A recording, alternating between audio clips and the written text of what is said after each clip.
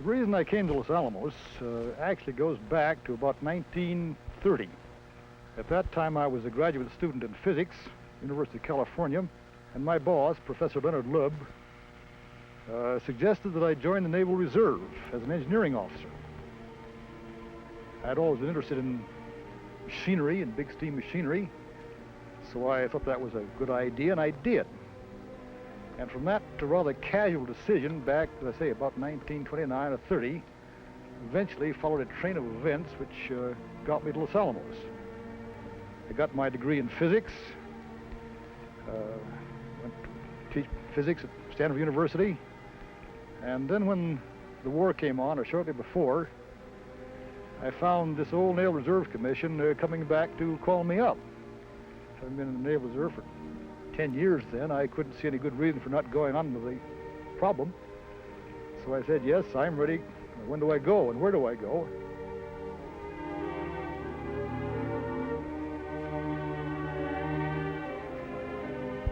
And I was assigned as an ordnance research officer to the Naval Proving Ground at Dahlgren, Virginia, where, believe it or not, there was my old friend Leonard Lubb.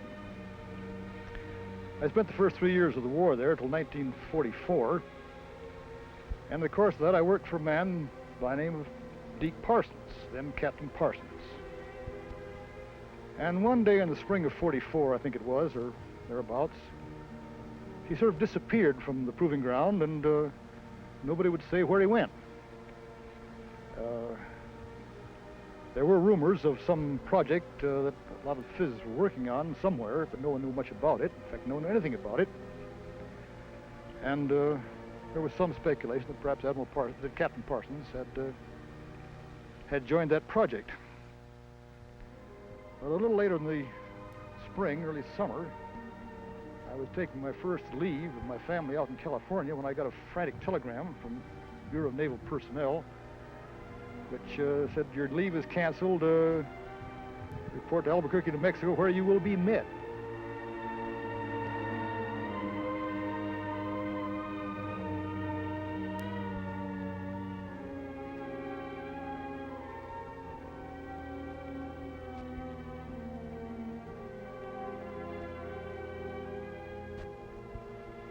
At Albuquerque, I was met by my old friend, Admiral Parsons, then my Commodore.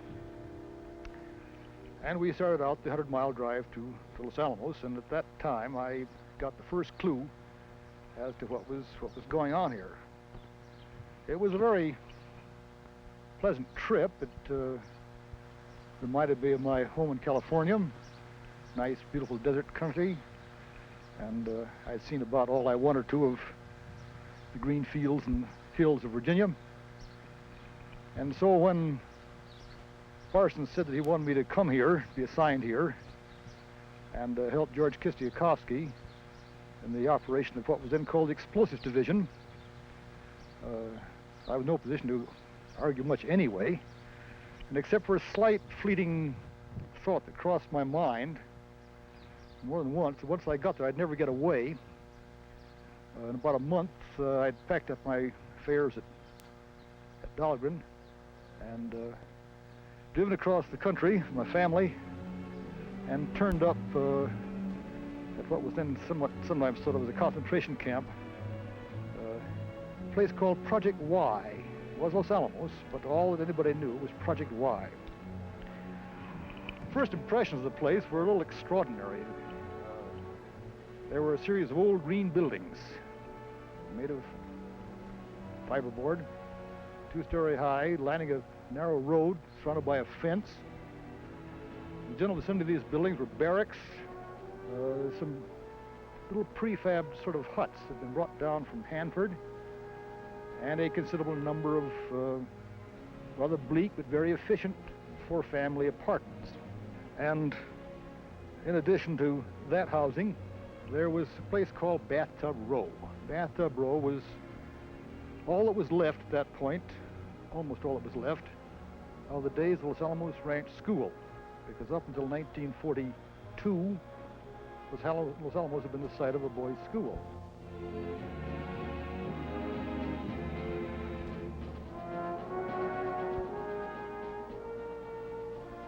big house, which was one of the boys' dormitories, a nice stone log building, a beautiful building called Fuller Lodge, and 3 or 4 stone buildings that were classrooms and housing for the masters, and then a big log building where Parsons himself at that time lived.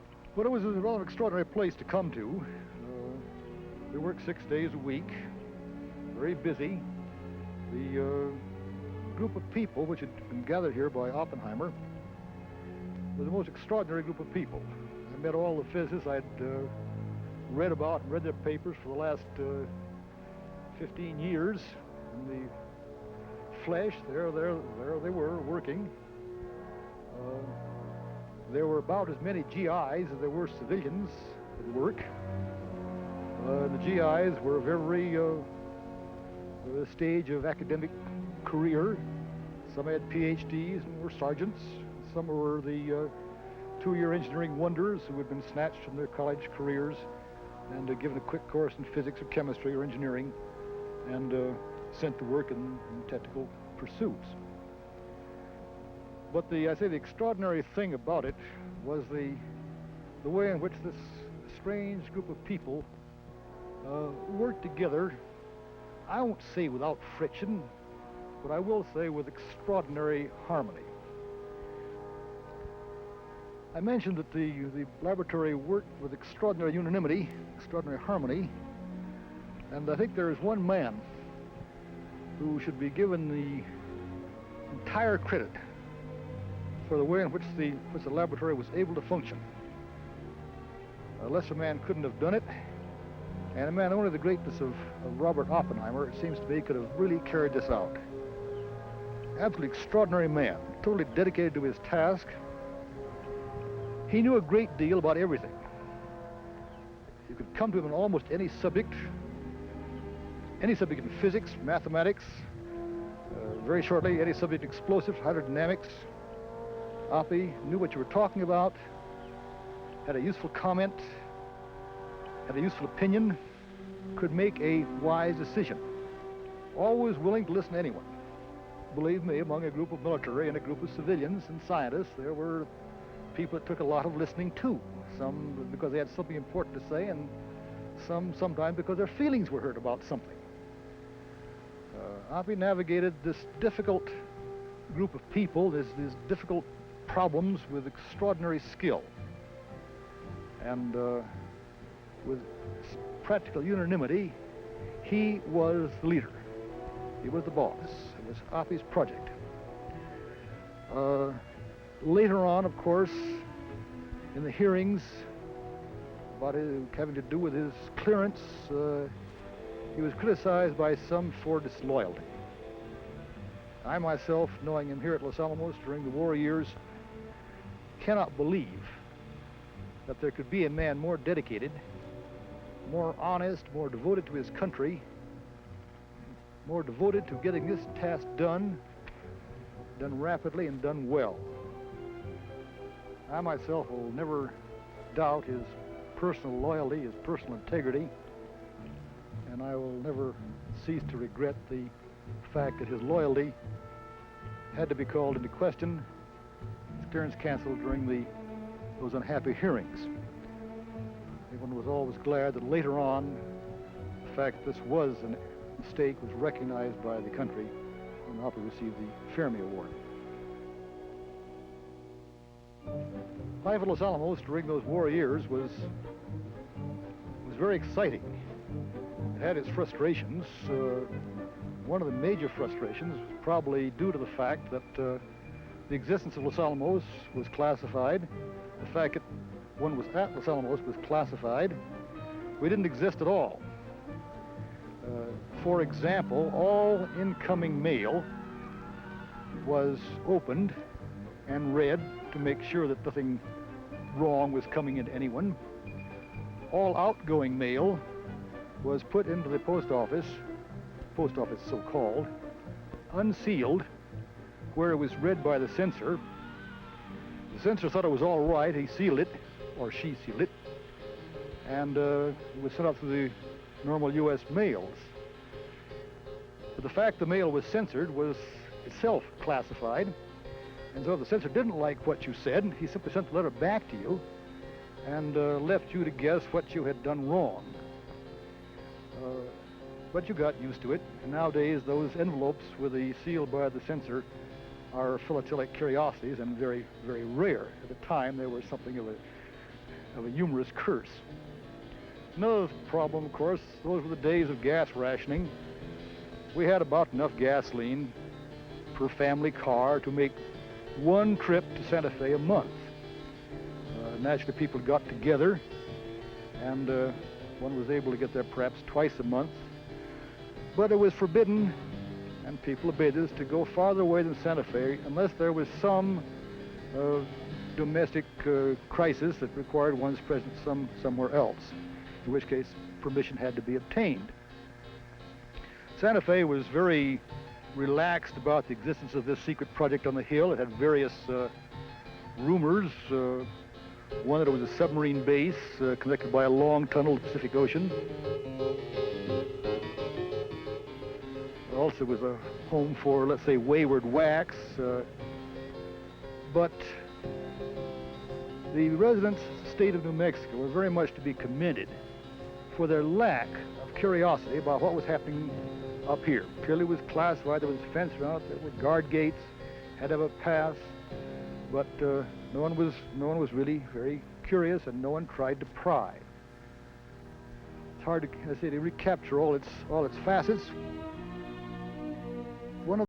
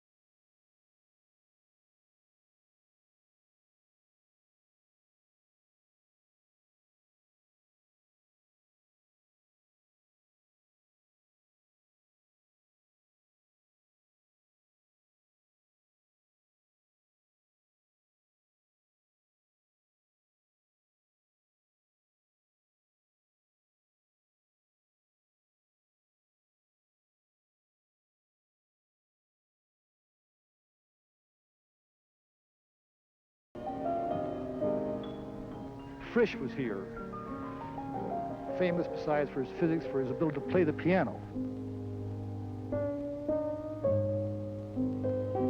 And Segre, the great names of physics, were here at Los Alamos, some as residents, some as visitors.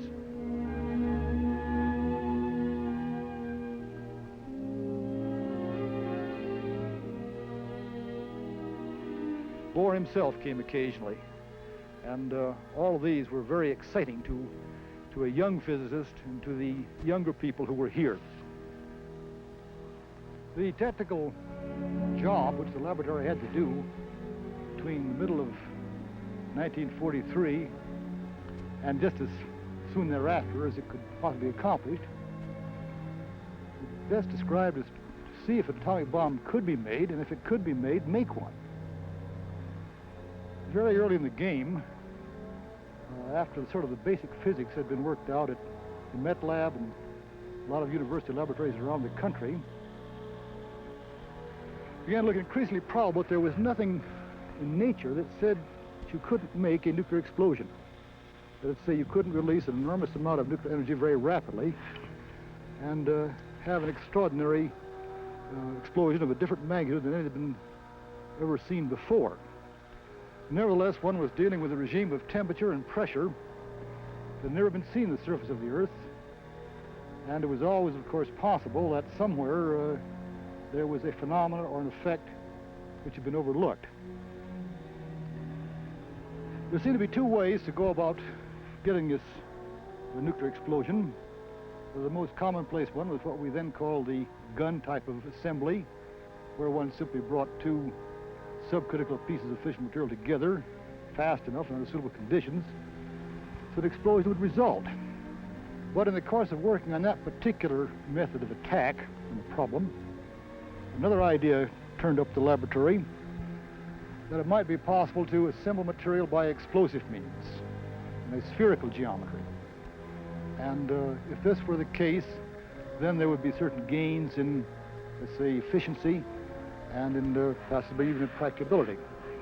So both of these ways of going about the problem were under active exploration by the time I came to Los Alamos.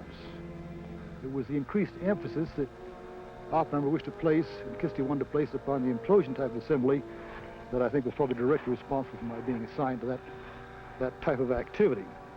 Nevertheless, both of these things were pursued with equal vigor, and there was almost a race between the availability of the material and the availability of the necessary professional technical skills, physics skills, explosive skills, to make either one or the other type of device.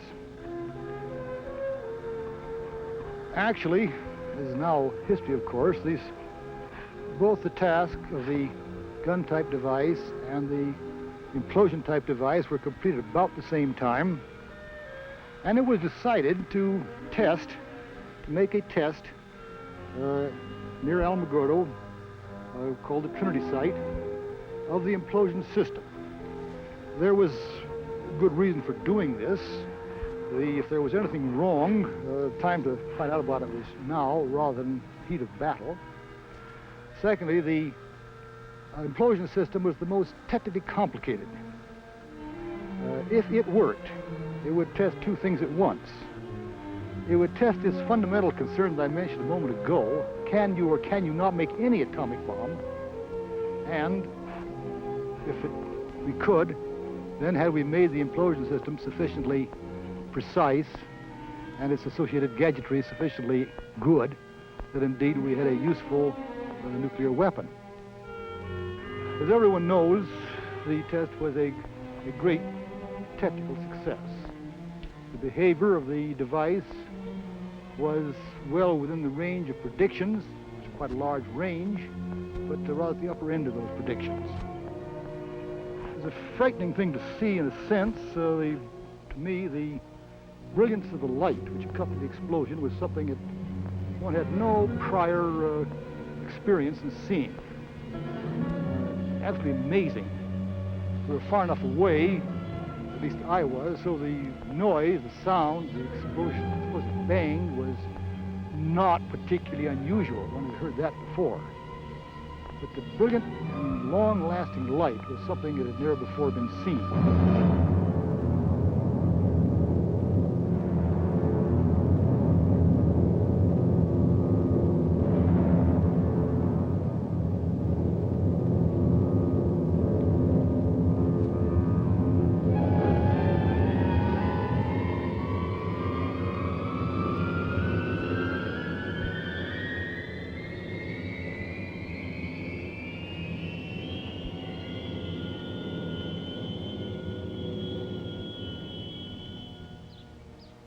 Many people have since claimed to have had very deep thoughts, and I sometimes get asked, did you have any great deep thoughts about this subject at that particular instant? And I'm afraid the answer must be no, I did not. We had worked very hard for the preceding several days. Many of us had worked very hard for the preceding several years. And this was a technical achievement of the highest order. And I think probably for most of us, our thoughts were more lines, well, gee whiz, it worked. And there was a sort of a professional triumph here, with little thought for what one had really done in connection with the history of the world and the history of warfare. Nevertheless, those thoughts, of course, came very soon afterwards. because the question then was being faced already: if the Alamogordo test is successful, will the device be used in Japan in connection with the war? And of course, having proved that nuclear explosions can take place, both types of device were then available for use. And at the highest levels, it was decided that this would indeed be done. It's my own very strong opinion that this was a correct decision, although I know that many people have had second thoughts about it, or feelings of guilt, or whatever you wish.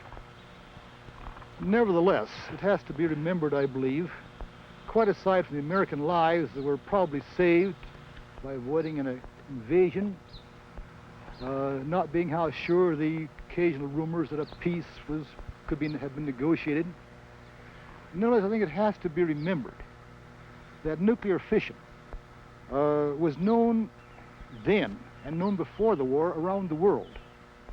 It was known that Hitler had considered the possibility of making an atomic bomb in his country. The Russians certainly knew about it. The British knew about it. If we had not made the bomb, someone else would have. I would, for many, many reasons, prefer that this country have done it.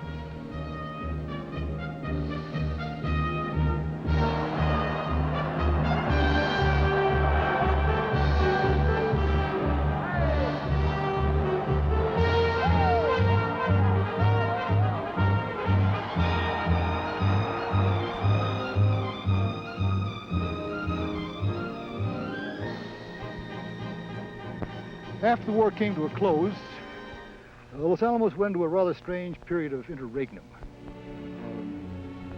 A number of us believe very strongly that the things that we had not done, and the avenues of research and development that have been opened up, would now have to be undertaken. That the world, having seen an atomic bomb, having known it was now possible, would certainly in several countries undertake to do it themselves. It was not possible, although an attempt was made to see if one couldn't get nuclear accord in 1945-46, but it failed. I would say, of course, because that was perhaps too much to ask of human nature. Perhaps the most important thing that the atomic bomb had opened up was the possibility of making a fusion bomb, because now one had on the surface of the Earth those conditions of temperature and pressure which are necessary to make the fusion reaction, the reaction between very light elements, take place. And this was simply now a possibility, and it would have to be looked at it. If we didn't, someone else certainly would. Most of our first attempts were theoretical attempts, led us into blind alleys. It didn't work, or it didn't work well, and seemed to be pretty cumbersome and effective. But eventually, if smart people work at a problem long enough, and if it's within the realm of nature, they'll find a way through it. Edward Teller and Stan Ulam, supplemented by I don't know how many coffee table discussions and laboratory discussions and experiments, came up with a way that looked feasible to make a thermonuclear explosion, to make the hydrogen bomb or the fusion bomb possible. And so we devoted then almost the entire energy of the laboratory along that particular line, and were successful in the Mike shot.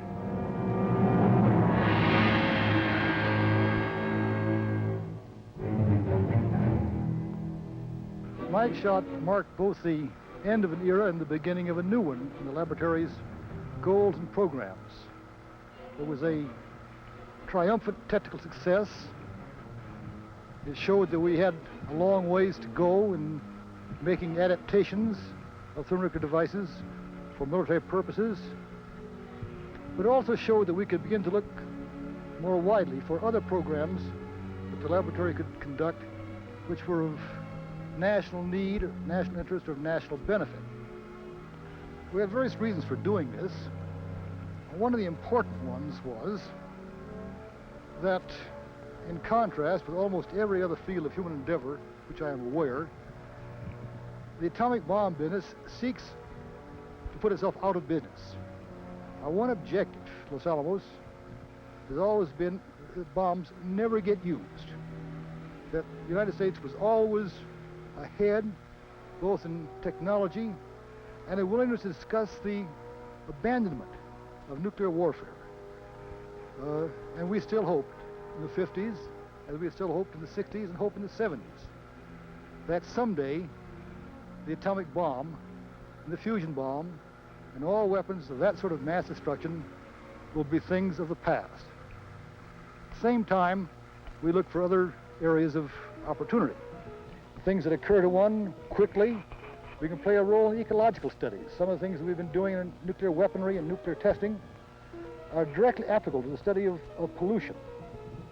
Basic research will always be necessary. Graduate education, physics, chemistry, mathematics, computers, metallurgy, you name it. This can be done at Los Alamos. And I think one of the great roles the next 10 or 20 years will be a role in graduate education. Not for just one university, but for many universities. The last 25 years have been fun, mostly.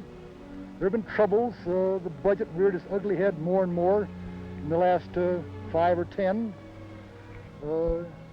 That's, I think, been the worst problem, but it's a real one. It's one that one has to expect. We just had it too good directly after the war. I've enjoyed my career here. It's my home, and I propose to continue to live here. On the other hand, I'm glad to leave some of these problems, many of them, to my successor, Harold Agnew. He will have fun solving them as well. There's only one thing that I hope very much. The atomic bomb is now 25 years old. The countries of the world have not yet found any clear way to abolish nuclear warfare. Small steps have been made. Test ban treaties, seabed treaties, non-proliferation treaties, the current SALT talks are all steps in the right direction. They're all steps which tell people that the people of the world are worried about nuclear weapons.